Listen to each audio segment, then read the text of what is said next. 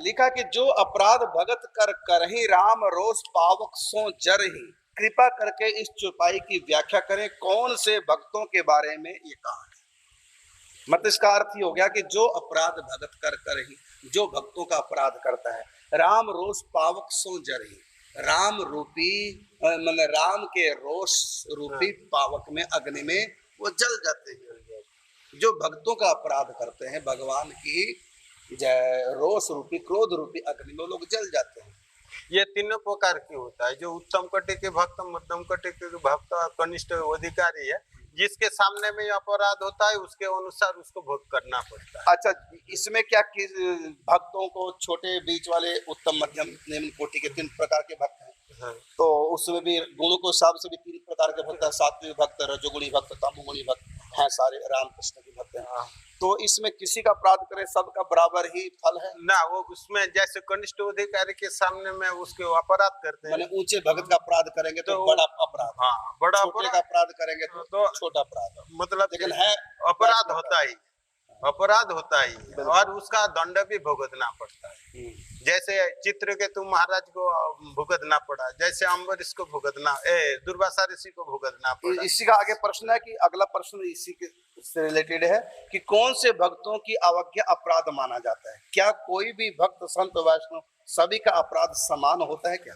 यही तो कह दिया जो सबका अपराध, मतलब जो उत्तरकंठ महान पुरुष महत्व होता है जिसको, तो उसके सामने में जो अपराध होता है वो गुरुतर होता है।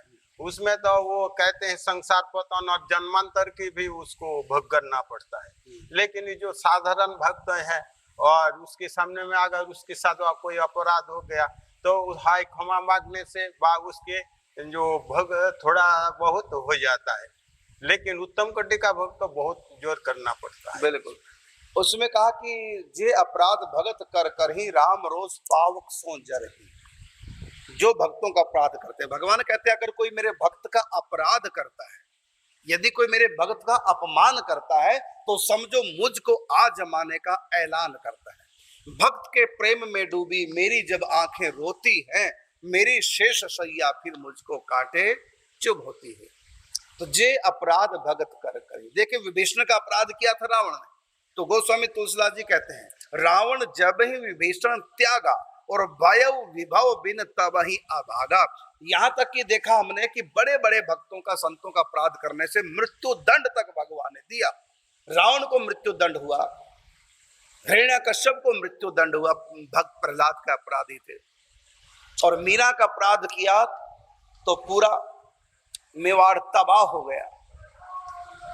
क्या क्या दुर्घटना घटी मीरा के। राणा समझ गया मीरा को मैंने बहुत सताया है, उसे सताने का फल सारे मेवाड़ ने पाया। तो जहां जहां भी भक्तों का तिरस्कार हुआ है, अवज्ञा हुई है, अपराध हुआ है, तो भगवान सहन नहीं कर सकते। भगवान कहते मैं अपने अपराधी को क्षमा कर सकता हूँ। प्रकृति कहते मैं भी अपने अपराधी को क्षमा कर सकती हूँ। कर्म भी कहता है मैं भी क्षमा कर सकता हूँ। लेकिन भगवान कहते हैं मैं भगत के अपराधी को कभी क्षमा नहीं कर सकता। अपराध को हाथे और ये जो भक्ति के साथ तुलना दिया है।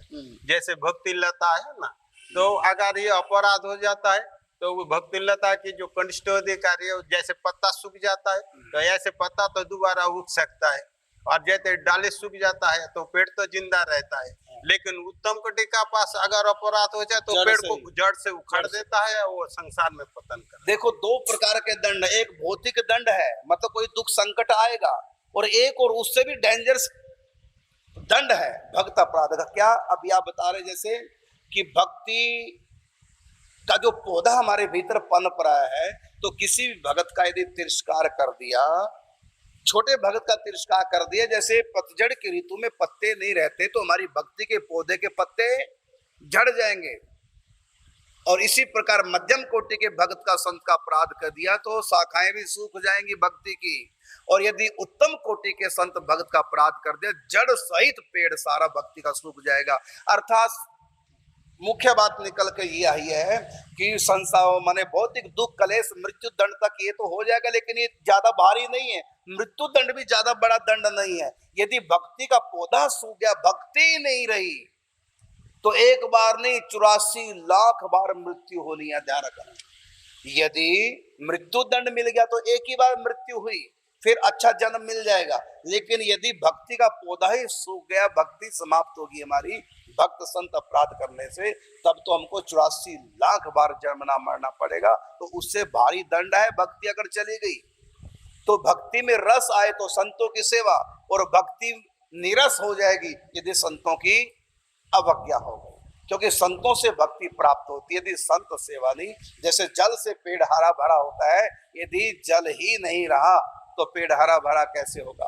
खाद से ही वृक्ष को पुष्टि मिलती है, यदि खाद ही नहीं डालेंगे तो पुष्टि नहीं होगी पेड़ की, पनपेगा नहीं। इसी प्रकार संतों की वाणी और संतों का संग, संतों की सेवा, ये तो खाद पानी का भक्ति के पौधे के लिए कार्य करता है। और यदि इनकी अवज्ञा करोगे, इनका सत्संग प्रवचन भी नहीं सुनोगे, इनकी वाणी पर भी विश्वास नहीं, उल्टा और अवज्ञा कर रहे हैं, तो ऐसी स्थिति में भक्ति बिल्कुल खत्म हो जाएगी। और आपने देखा होगा, जो संतों को नहीं मानते वो भगवान की भक्ति का रस ले ही नहीं सकते। इसलिए यदि भक्ति का रस लेना है तो संतों की, भक्तों की सेवा, उनकी आज्ञा का पालन, उनको नमस्कार, उनकी स्तुति, उनके प्रति श्रद्धा, उनके प्रति भाव बना रहेगा। क्योंकि भगवान राम स्वयं कहते हैं, प्रथम भगति संतन कर संगा। सूखे खेत में बीज डाल दो तो नहीं पनपेगा, उसमें नमी का होना बहुत आवश्यक है। इसलिए सबसे पहले संतों के आगे नमो, मतलब झुको, नमी होनी चाहिए भीतर, नम्रता होनी चाहिए संतों के प्रति। इसलिए प्रथम भगति संतन कर संगा, और दूसरी रति मम कथा प्रसंगा, उन संतों से कथाएं सुनो। और गुरु पद पंकज सेवा, तीसरी भक्ति अमान, अमानी हो करके, माना निराभिमान हो करके, निराभिमानी हो करके हम संतों की सेवा भी करें। तो प्रथम भक्ति संतन कर संगा, संतों का संग करो। दूसरी रतिमम कथा प्रसंगा, दूसरी कथा, उनसे कथा सुनो। और गुरु पद पंकज सेवा, तीसरी भक्ति अमान, उनकी सेवा करो। तो यदि संतों की, भक्तों की अवज्ञा हो गई तो भक्ति कहां से आएगी।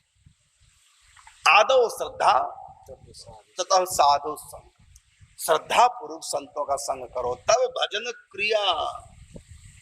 और जब लंबा चलेगा भजन, तब जाकर अनर्थ निवृत्ति, और अनर्थ निवृत्ति जब हो जाएगी तब फूल फल लगेंगे। इस भक्ति के पौधे में तभी फूल और फल लगेंगे, तब ये पुष्पित होगा, फलित होगा।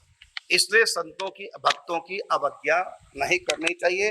हाँ, इतना तो है कि ऊंचे संत की, भगत की अवज्ञा जड़ से पेड़ खत्म करने वाली भक्ति का, और मीडियम वाले की शाखाएं खत्म करने वाली, और जो हल्के फुल्के भक्त हैं भगवान के, उनकी अवज्ञा कर दी तो खाली पतझड़ होगी, फिर दोबारा पत्ते आ सकते।